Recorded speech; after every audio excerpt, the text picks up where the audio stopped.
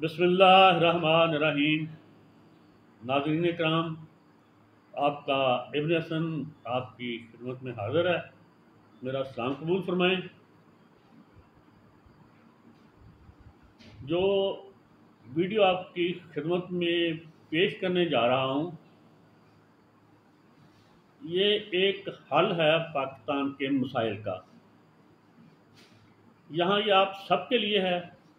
वहीं जनाब ये मेरी मुहतरम, मेरे लिए काबिल एहतराम अस्करी क़यादत के लिए भी है, आला तरीन अस्करी क़यादत। पाकिस्तान 76 साल से अपने गूनागून मसाइल में उलझा हुआ है और मज़ीद मसाइल दर मसाइल उलझता जा रहा है।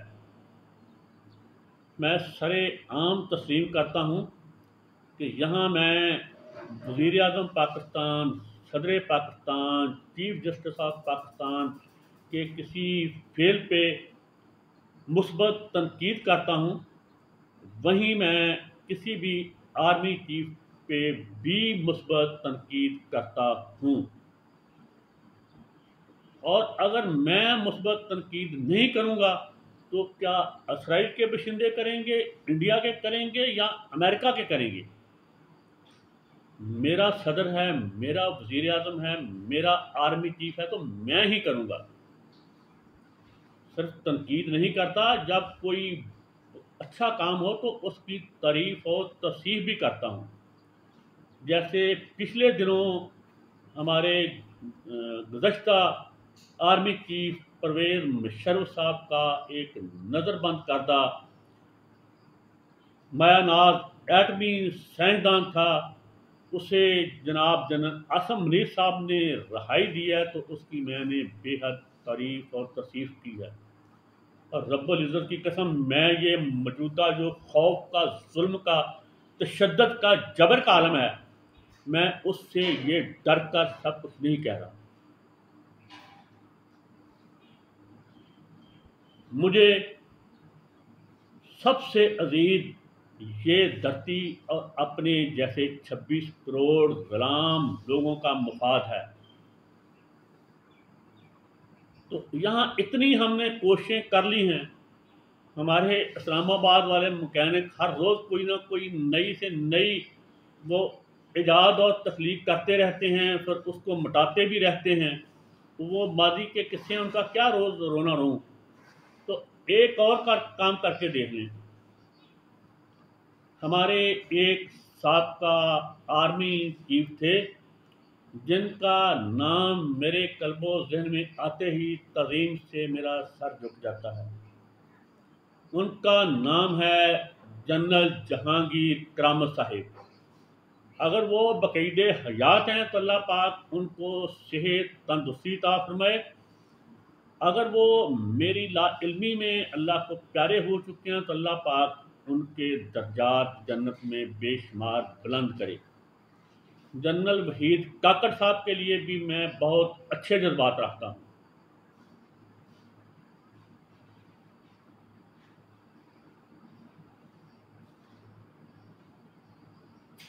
तो यहीं इस बात को रोक के आगे चलते हैं। उन्होंने एक तजवीज़ पेश की थी मेरे जैसे अहमक, बेवकूफ़, जाहल वज़ीर आज़म नवाज शरीफ को। वो तजवीज़ थी मुश्तरका कौंसल की, जो पाकिस्तान के मामलात को चलाए।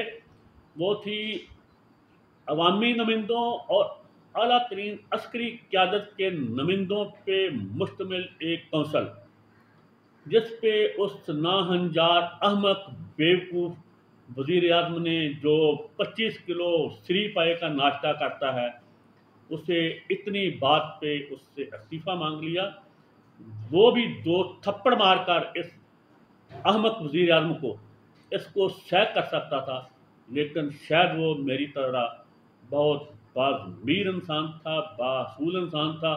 उसने एक ही ठोकर से अपना इस्तीफ़ा नवाज शरीफ के मुंह पे मारा और इज्जत से, तकरीम से, वक़ार से अपने घर को चल दिया। जहांगीर करामत साहेब, आप यहाँ भी हैं, آپ کی عظمت کو میرا سلام ہزار بار۔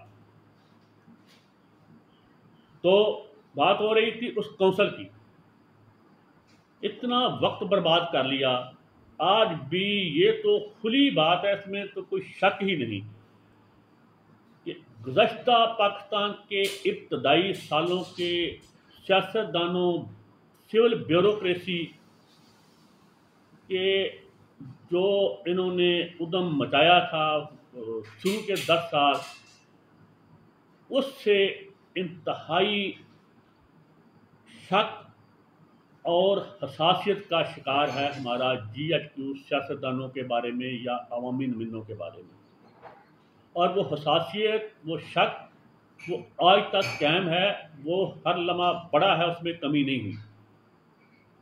تو کیوں نہ وہ مشترکہ کونسل جو جہانگیر کرامت صاحب نے جس کا خاکہ دیا تھا وہ آج بھی کہیں موجود ہوگی، اس پہ عمل پیرا کر لیا جائے۔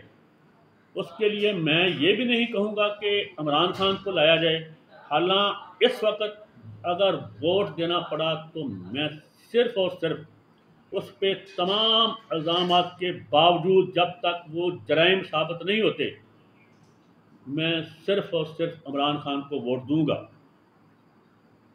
لیکن میں اس دھرتی اور اپنے جیسے غلاموں کی بہتری کے لیے یہ عرض کروں گا کہ وہ خاکہ نکالیں، عمران خان کو سائڈ پہ کریں، آپ اسی پی ڈی ایم کے ساتھ مل کر اس خاکے پہ عمل کریں، ایک کونسل بنائیں عوامی نمائندوں کی اور اعلیٰ عسکری قیادت کے نمائندوں کی، جو 10-15 سال ملکی معاملات کو چلائے۔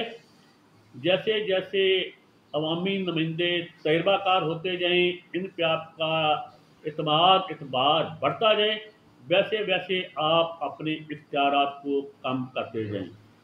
رب العزت کی قسم، جتنی پاکستان کے باقی اداروں میں اصلاحات کی ضرورت ہے، اس سے کہیں زیادہ اعلیٰ عسکری قیادت کے یا ہمارے عسکری قوانین میں موجودہ حالات کے مطابق اصلاحات کی ضرورت ہے۔ اگر آپ اسے بغاوت و غداری سمجھتے ہیں تو آپ کی مرضی ہے، میرا فرض ہے جو میں دیانتداری ایمانداری سے سمجھتا ہوں وہ میں آپ کے حضور پیش کر دوں۔ دوسری چیز، یہ کیسا آزاد ملک ہے جس میں قوانین سارے برٹش لا ہیں اور آج سے 200 سال پرانے ہیں۔ ایک اور خاص بات ذہن میں رہے، اگر اعلیٰ عسکری قیادت ایک کام کر دے کہ وہ گارنٹی دے کہ کوئی بھی کرپٹ جج، جرنیل، جی ہاں جرنیل، جج، سیاستدان، بیوروکریٹ، صنعتکار، سرمایہ دار، ریئل اسٹیٹ کا، وہ کرپشن کے پہ اس کی سزائے موت ہوگی، ایک اصول۔ دوسرا اصول،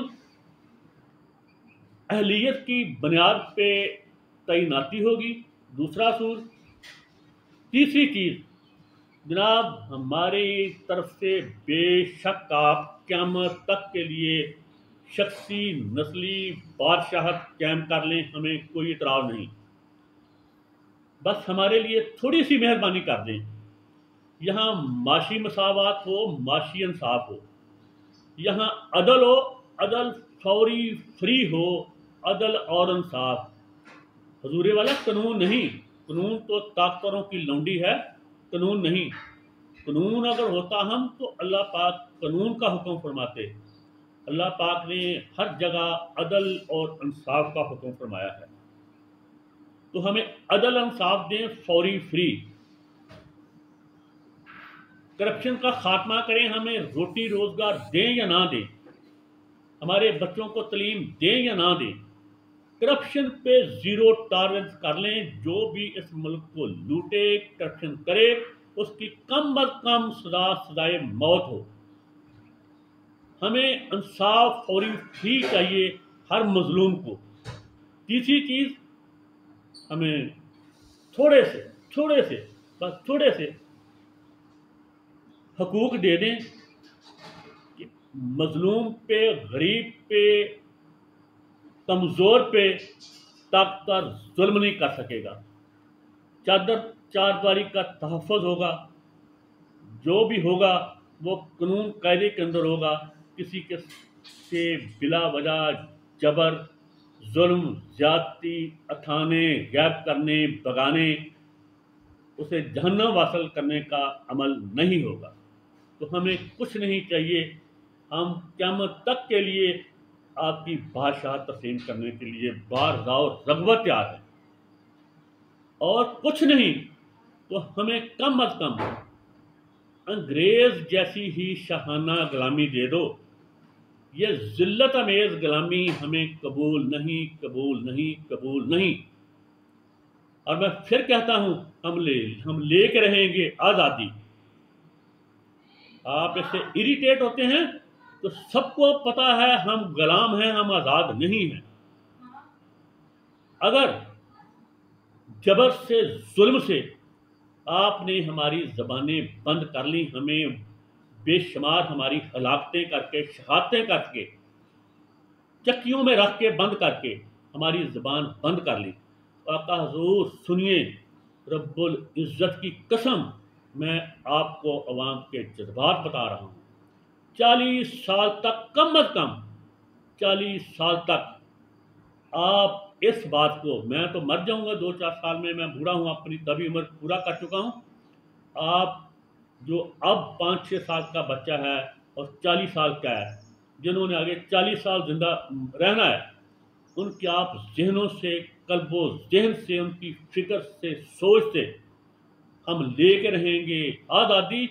اور ہمارے حقوق دو. کوئی دنیا کا طاقتور ترین فرد، آپ تو چھوڑیں، کوئی بھی فرعون، نمرود، شداد، یزید، حجاج بن یوسف بھی ان کے قلب و ذہن سے یہ فکر نہیں نکال سکے گا.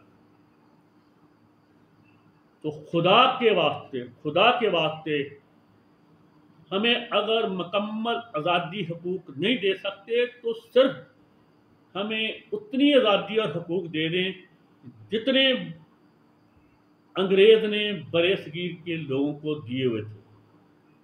تب میرٹ تھا، تب عدل تھا، انصاف تھا، چادر چار دیواری کا تحفظ تھا. میں خدا کو حاضر ناظر جان کے آپ کو 2-3 چیزیں بتاتا ہوں. پہلی بات تو جس پہ ذوالفقار علی بھٹو کو پھانسی دی گئی، وہ قانون تھا امرتسر کے قصبہ چمیاری کا. میرا بھی اس کے ساتھ قصبہ ہے. وہاں چوہری محمود صاحب تھے جو اپنے وقت کے طاقتور ترین فرعون انسان تھے. حالانکہ میں وہیں اب بھی رہتا ہوں تو ان کے وہ الواقعین نے یہ سن لیا تو مجھے مار دیں گے، لیکن پھر بھی میں آپ کو بتا رہا ہوں. انہوں نے ایک بیوہ کو قتل کروایا تھا جس کی زمین ساری ان کو آنی تھی. وہ اس کے گاؤں سے 40 کلومیٹر دور تھا. تو جب پرچہ ہوا تو الواقعین نے اس پہ پرچہ کروایا. اس کے باپ کے تعلقات تھے ڈی سی سے، ایس پی سے.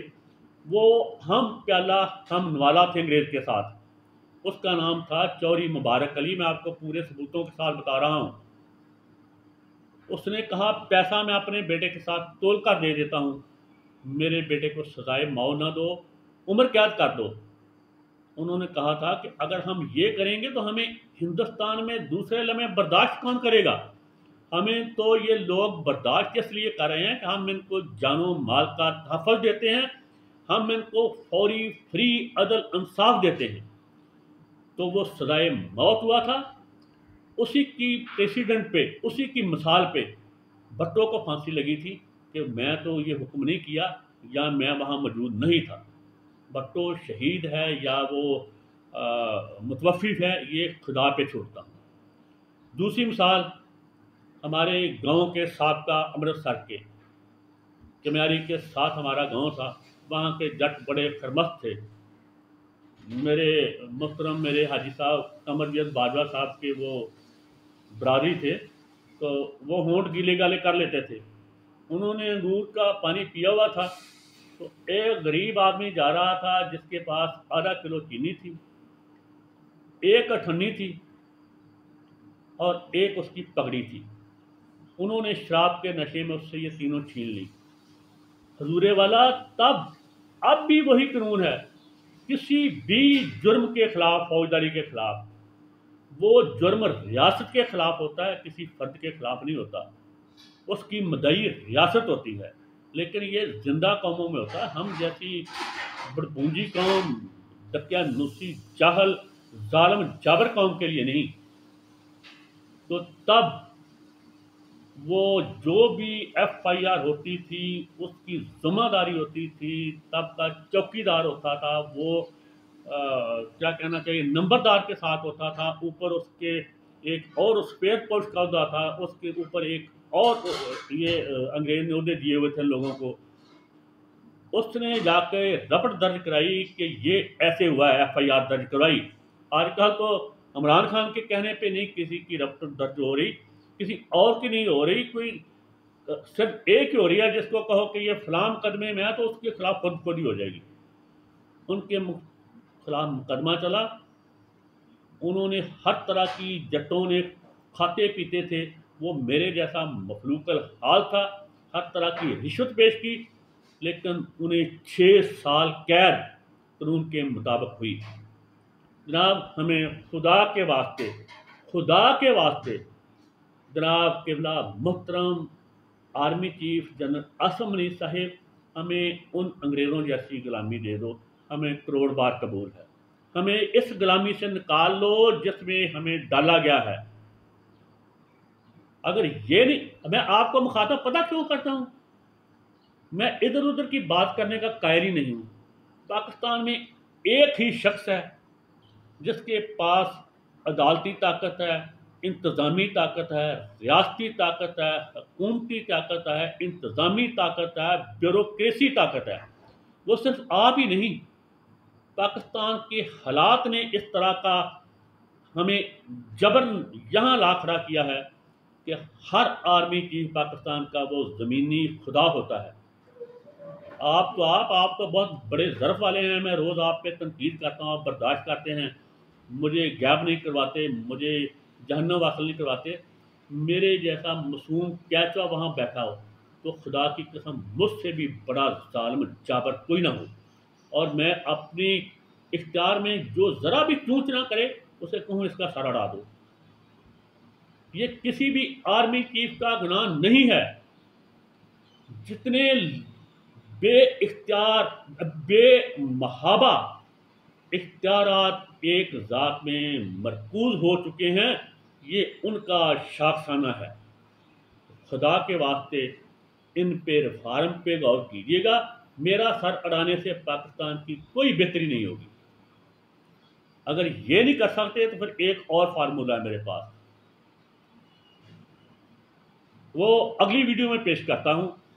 اسے یہیں اجازت دیجیے۔ میں آپ سے کسی چیز کی سوری معذرت نہیں کروں گا، میں نے کوئی غلط بات کی نہیں تو میں سوری بالکل نہیں کروں گا۔ ہاں، میں آخر میں آپ کو سلام پیش کرتا ہوں، اور اپنی اس دھرتی ماں اور میرے جیسے 26 کروڑ غلاموں کی بہتری بھلائی کے لیے خدا کے حضور دعا ضرور کرتا ہوں۔ اللہ پاک ہم سب پر رحم کرے، کرم کرے، فضل کرے، آمین ثم آمین۔ اس کے ساتھ ہی یاد دیجیے، ابھی پھر حاضر ہوا۔